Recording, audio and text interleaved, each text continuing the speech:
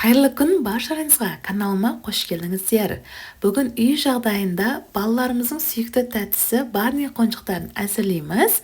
Барни қонжықтарымыздың жасалу жолы өте оңай, әрі құрамындағы заттар еш зиянсыз, үйдегі бар заттармен әзірленеді. Қонжықтарымыз осылай томпақ, әрі жұмсақ, дәмді болып шығады. Қонжықтарымызды әзірлеуге қажетті заттарымыз бізге жұмыртқамыз қажет. Sütümüz, unumuz, kakaomuz, разрыхитли қопсытқышымыз, шекеріміз, сұйық майымыз қажет. Қажетті заттарымыз дайындап алдық. Енді кеңдеу құрақ ыдысымызды алып, жұмыртқамызды қосамыз. Жұмыртқамыздың үстіне шекерімізді салып, жақсылап миксерлейміз. Массамыз ұлғаяды көпіршіп, ақ пена болғанша жақсылап миксерлейміз. Миксеріміздің жылдамдығын жоғарылата отыра,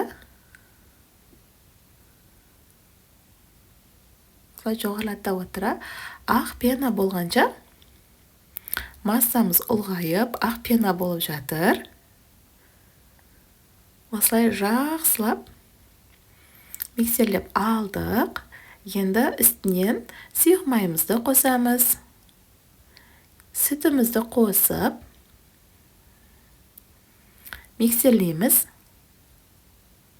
Көп миксерлеудің қажеті жоқ, сәл ғана миксерлейміз. Осылай жақсылап миксерлеп алдым. Енді құрақ заттарымызды, ұнымызды електен өткізіп аламыз.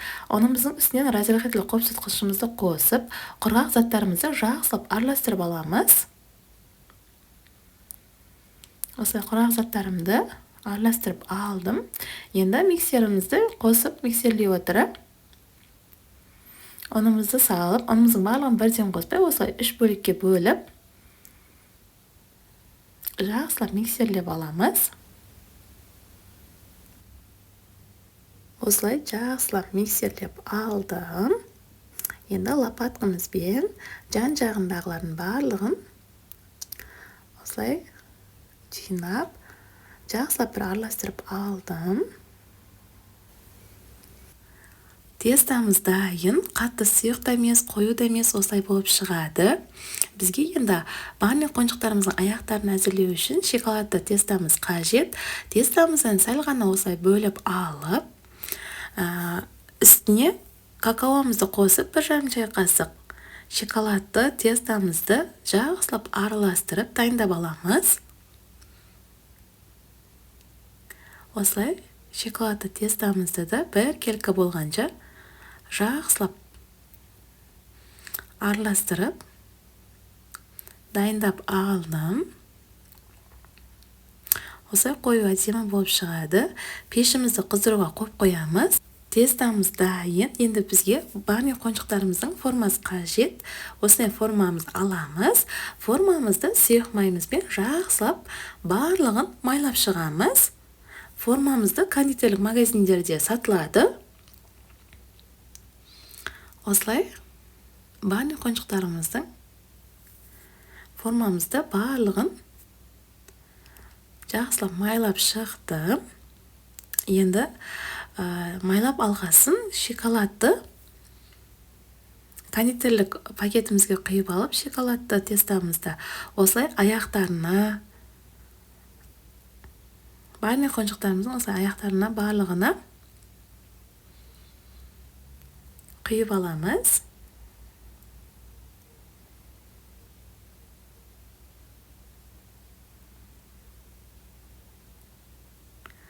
Осылай шоколадты тестамызды бірінші барлығына құйып алдым. Енді үстінен тестамызды осылай кондитерлік пакетімізбен құйып алып, осылай құйып шығамыз.